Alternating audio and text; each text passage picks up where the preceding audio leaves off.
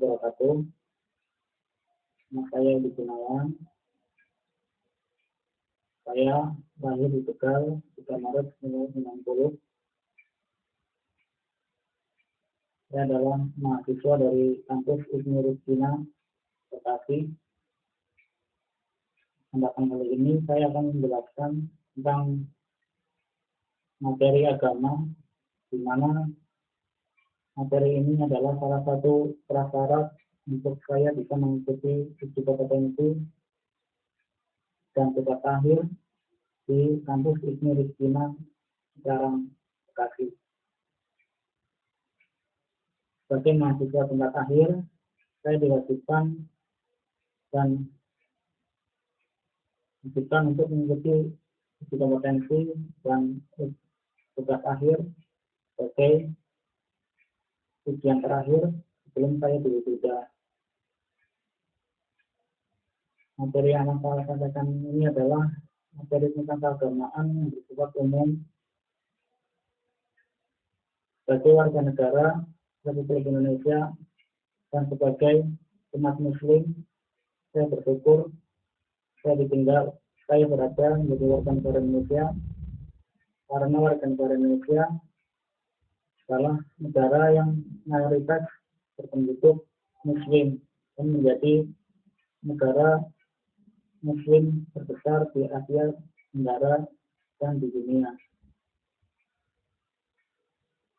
Sebagai Muslim, kita wajib melakukan dan melaksanakan apa yang telah Allah perintahkan, dan wajib hukumnya kita meninggalkan segala sesuatu yang telah dilarang.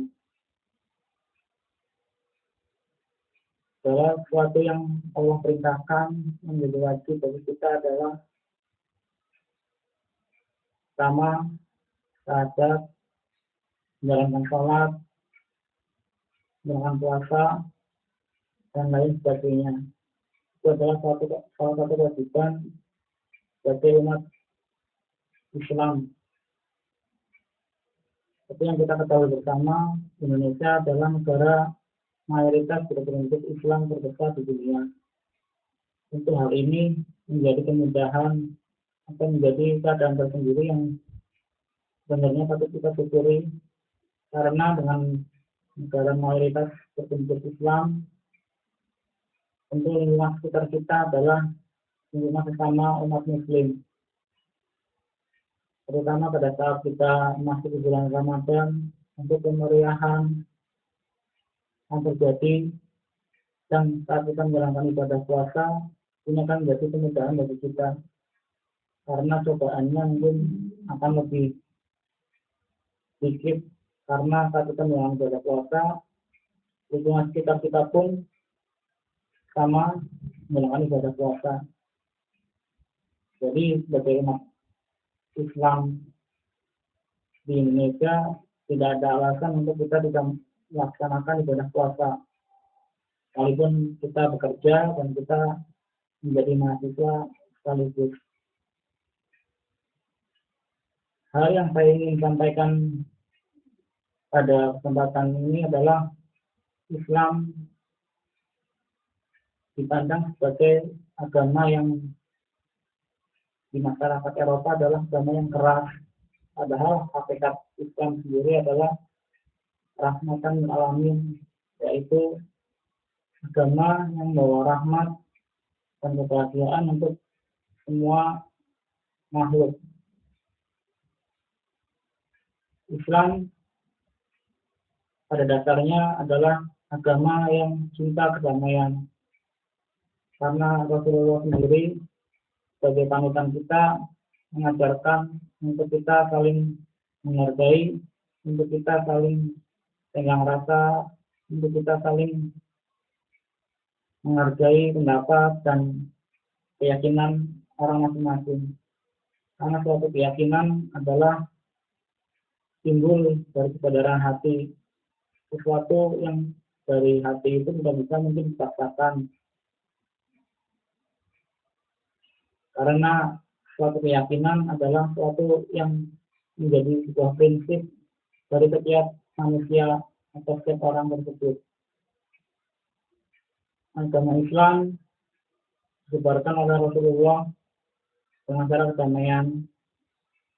Rasulullah pernah dalam suatu ketika ia mengajarkan atau ia mensiarkan agama Islam, beliau pernah dilempari batu oleh masyarakat Quraisy, tapi beliau tidak membalas dengan kekerasan, melainkan beliau tetap membalas dengan kebaikan. Bahkan pada suatu saat ada cerita yang menyampaikan bahwa Rasulullah pernah disakiti oleh seorang, yaitu seorang yang kafir, tapi pada saat seorang tersebut pada saat dalam keadaan sakit, Rasulullah justru malah menjenguk orang tersebut, dan apa yang terjadi, orang tersebut merasa terharu dan kemudian ia memeluk Islam. Hal ini sebagai contoh untuk kita sebagai penerus, sebagai anak muda, bahwasanya agama itu harus dasarkan atas kasih dan sayang. Tidak mungkin suatu keyakinan harus dibiarkan dengan cara paksaan atau kekerasan. Seperti yang kita lihat akhir-akhir ini, ada kelompok yang bernama ISIS di Suriah dan Irak. Mereka mengatasnamakan Islam, tetapi perbuatan mereka jauh dari apa yang Allah perintahkan, dari apa yang telah Rasulullah ajarkan kepada kita. Mereka memaksakan kehendak, bahkan cenderung melakukan kekerasan. Sampai tidak segan-segan mereka akan membunuh siapapun yang menentang atau melawan perintah mereka. Ini tentu sangat menyedihkan bagi kita sebagai umat Islam.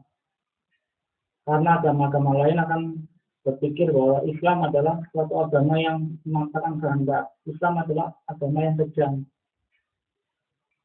Padahal dari Islam yang sebenarnya adalah agama yang cinta damai.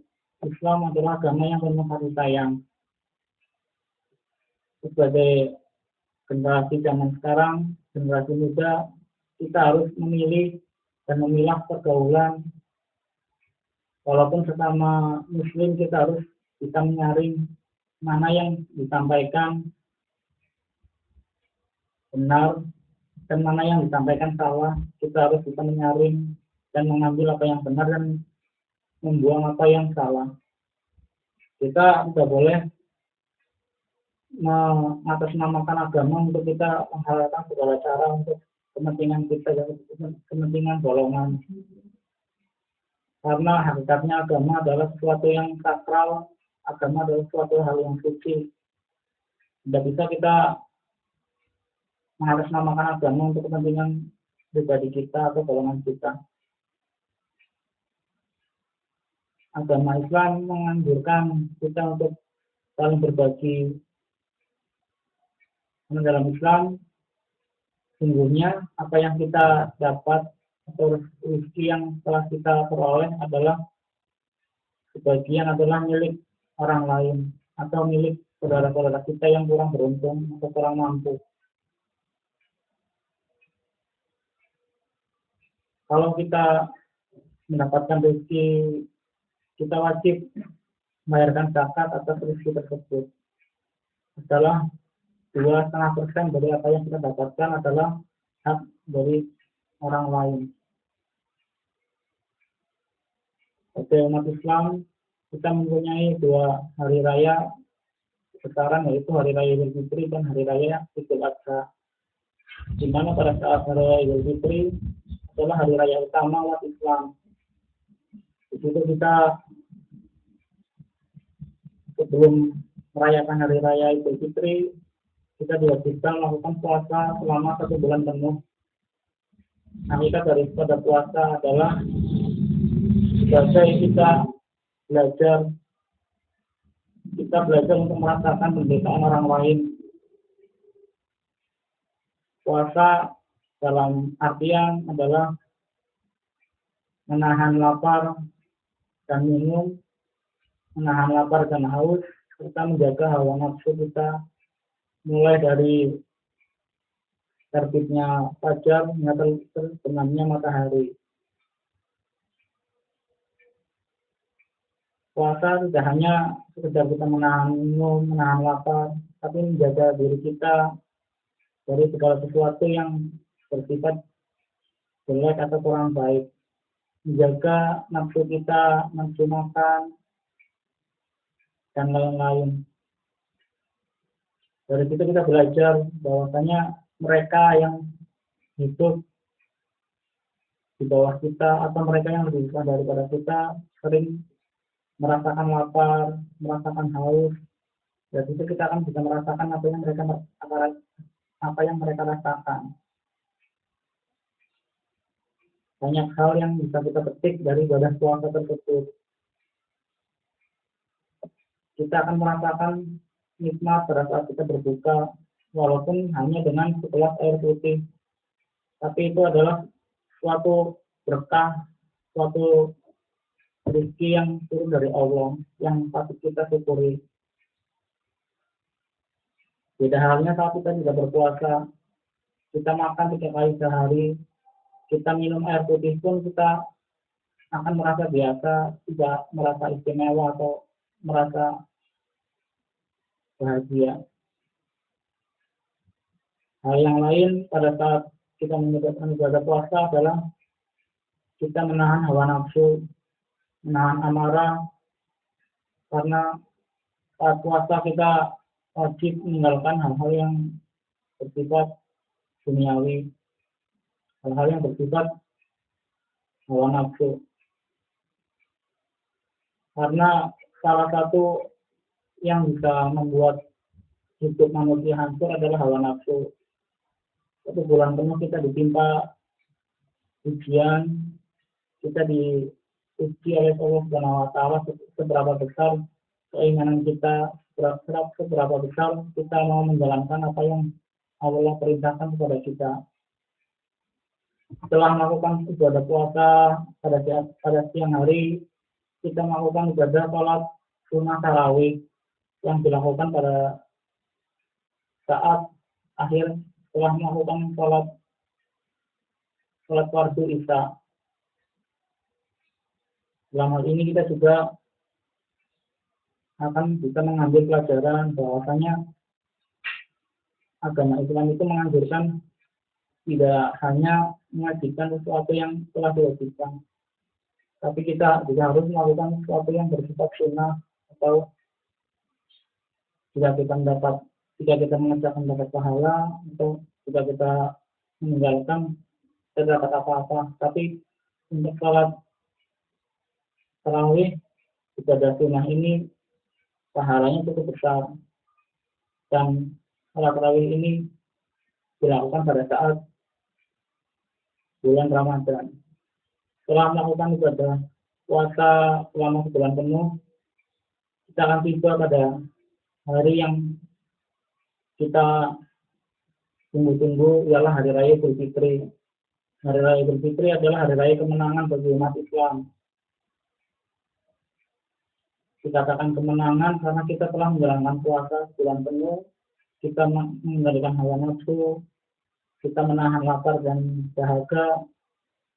Pada hari itu kita akan selesai dari kewajiban kita menjalankan ibadah puasa Ramadan. Saat itu kita malam Idul Fitri, kita akan memandangkan takbir. Nah, saat itu kita akan merasakan betapa bahagianya hati kita telah lulus atau telah selesai melaksanakan ibadah puasa. Kita akan merasakan takbir, kemudian dilanjutkan dengan ibadah zakat fitrah. Zakat fitrah sendiri adalah suatu ibadah di mana setiap muslim yang telah lahir ke bumi ini, diwajibkan untuk membayar zakat fitrah minimal 2,5 kilo beras, atau bisa diganti uang dengan nilai yang berlaku sekarang. Zakat fitrah adalah suatu kewajiban umat Islam sebagai pembersih atau pensuci diri kita dari apa yang telah kita lakukan, dari apa dosa-dosa yang sering kita perbuat. Dari zakat fitrah itu kita akan salurkan untuk saudara-saudara kita yang kurang mampu, untuk fakir miskin, untuk mu'alaf, untuk hamil zakat, dan lain sebagainya. Setelah malam kita melakukan zakat fitrah, pagi harinya kita akan melaksanakan salat Idul Fitri. Salat Idul Fitri tersebut adalah salat sunnah muakkad yang jika dikerjakan akan mendapatkan pahala yang berlipat-lipat. Salah satu keistimewaan salat sunnah ini adalah salat sunnah ini bagi masyarakat Indonesia, kita banyak yang kerja di luar kota, di perantauan. Nah, saat momentum ini adalah setelah melakukan salat Idul Fitri ini, kita dapat bertemu, kita dapat bertatap muka dengan saudara-saudara kita yang saat sehari-harian kita jarang ketemu, kita saling bermaaf-maafan, kita saling memaafkan. Ini adalah salah satu tradisi yang terjadi di bangsa kita, yaitu tradisi silaturahim, di mana sama kita saling memaafkan dan sama kita saling meminta maaf. Setelah hal ini terjadi, setelah kita melewati semua ibadah yang suci itu, kita akan merasakan betapa gembiranya hati kita sebagai umat Islam. Kita akan bersyukur bahwa kita memeluk agama yang mengajarkan tentang kebersamaan, mengajarkan tentang kasih sayang. Dan ibadah yang lainnya adalah ibadah haji. Ibadah haji adalah ibadah yang diwajibkan untuk semua umat Islam yang mampu dalam artian di sini adalah mampu secara lahiriah, secara batin, dan mampu secara fisik. Secara lahiriah adalah mampu secara fisik, secara batin yang sudah mempunyai niatan atau niat yang kuat untuk melakukan ibadah haji. Di samping itu, ibadah haji juga membutuhkan biaya yang tidak sedikit untuk kita berangkat ke tanah suci, karena letak negara kita yang jauh dari Baitullah atau Mekah, tepatnya di negara Arab Saudi sana. Tentunya ini tidak lepas dari hal yang namanya materi.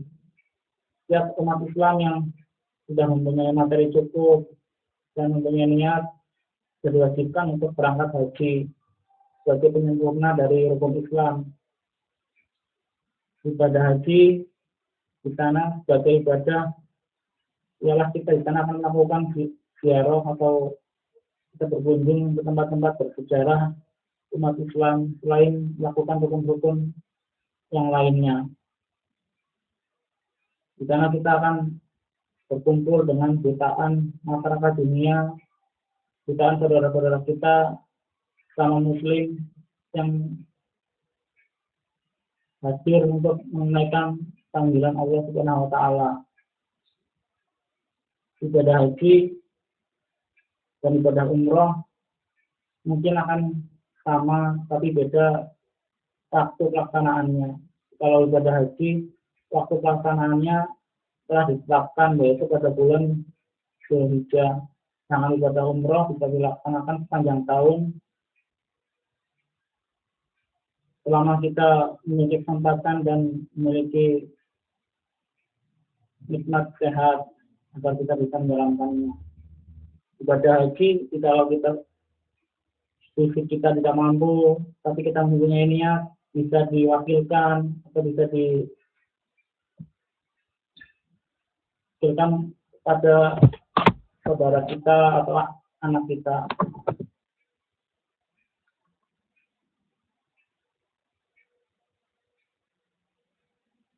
ibadah haji adalah ibadah yang akan kita lakukan saat kita menjadi muslim sebagai penyempurna. Betapa bahagianya kita sebagai umat muslim kalau kita mampu dan kita bisa melaksanakan ibadah haji. Karena pada salah satu hadis disampaikan bahwa keutamaan kita beribadah di Baitullah sedangkan kita beribadah di masjid-masjid biasa adalah pahalanya akan dilipatkan 700 kali dari kita beribadah di rumah atau masjid-masjid biasa. Hal ini tentu sangat menggembirakan bagi kita umat muslim, karena untuk pahala kita mendapatkan lebih-lebih dari apa yang kita lakukan selama ini. Hal yang lain adalah sebagai umat Islam kita wajib berbangga hati karena kita menjadi agama yang mempunyai banyak kelebihan dibandingkan agama yang lain. Karena Allah SWT pun telah menyampaikan bahwa Islam adalah agama yang paling diridhai di sisi Allah. Tapi hal ini bukan menjadi alasan kita untuk saling mengkafirkan para pemeluk agama lain, karena ini akan menjadi salah satu pintu atau salah satu biang dari kericuhan di muka bumi ini. Kita wajib mengingatkan sama muslim, tapi kita tidak boleh menyuruh amarah atau kita menebar kebencian terhadap pemeluk agama lain. Kita boleh mengajak mereka, tetapi dengan cara-cara yang halus, cara-cara yang bisa membawa kedamaian bagi diri kita dan bagi sesama kita. Karena jika kita dengan menyampaikan dengan cara yang baik, dengan cara yang halus, insya Allah pintu hati mereka akan terbuka dan mereka akan melihat Islam sebagai agama yang wajib mereka peluk. Karena Islam adalah agama yang salah satu agama yang diridhai Allah Subhanahu wa taala.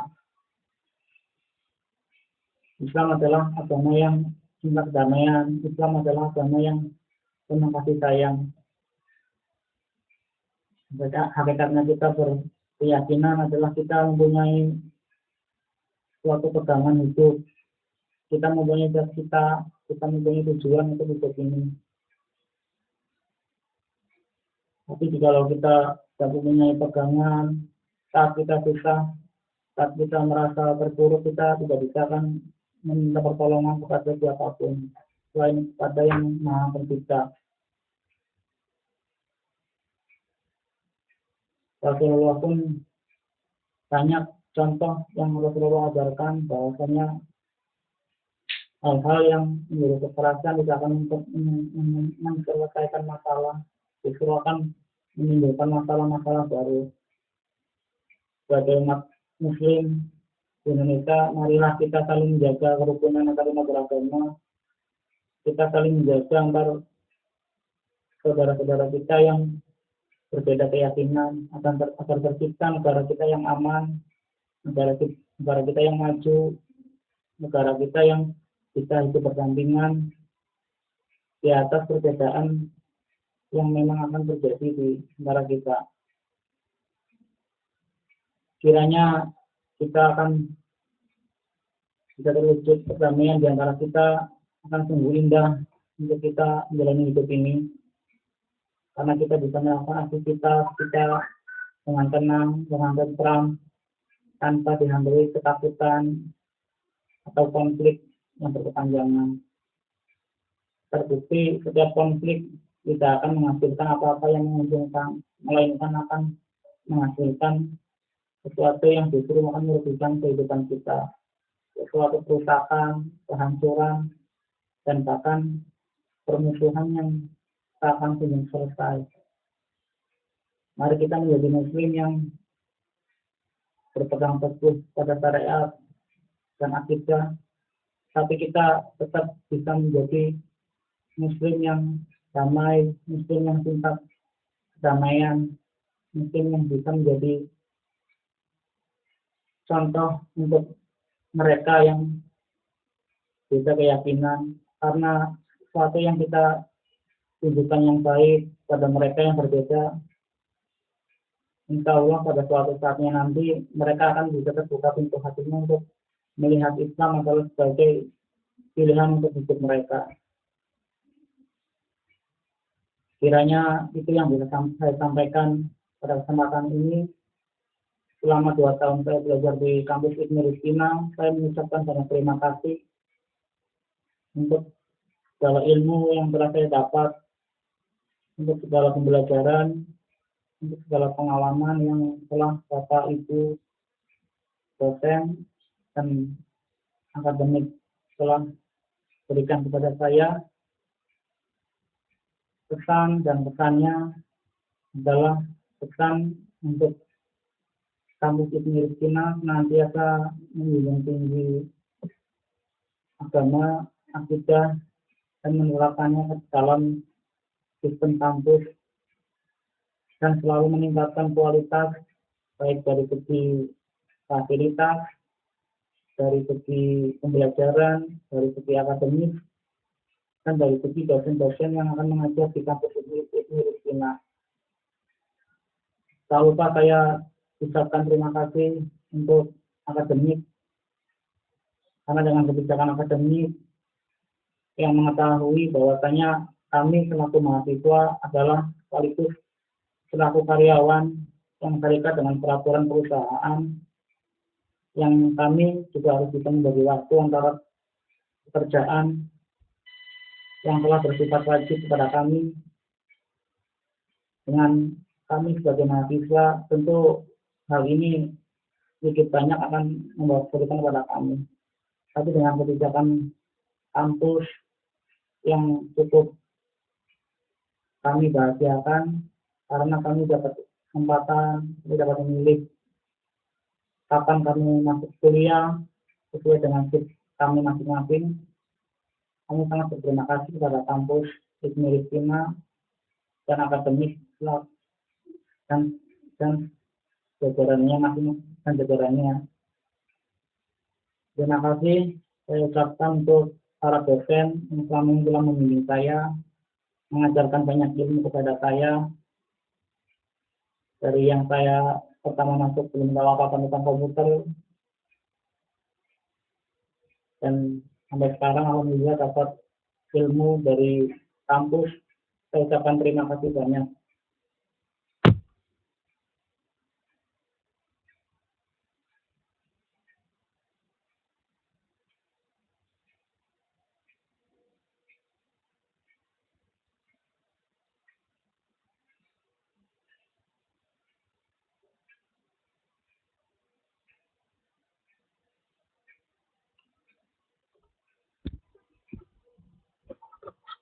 Dan mudah-mudahan saat saya nanti lulus, saya dapat wisuda dengan hasil yang memuaskan. Tentu ini akan menjadi kebanggaan buat diri saya, dan kebanggaan buat keluarga saya, terutama kedua orang tua saya, karena dapat menyelesaikan pendidikan di kampus Ibnu Rustina dengan titel D3. Terima kasih saya ucapkan. Semoga Ibnu Rustina menjadi salah satu pilihan bagi teman-teman semua, bagi rekan bersama karyawan yang ingin melanjutkan pendidikan, ingin menata karir yang lebih baik. Mungkin salah satu pilihannya adalah kampus Ibnu Rustina ini. Tak lupa saya ucapkan kepada orang tua saya dengan doa dan dukungannya selama ini, sehingga saya dapat menyelesaikan belajar saya sampai semester 6 ini, dan semoga nanti pada saat uji kompetensi dan tugas akhir saya akan mendapatkan hasil yang memuaskan. Demikian dari saya. Assalamualaikum warahmatullahi wabarakatuh.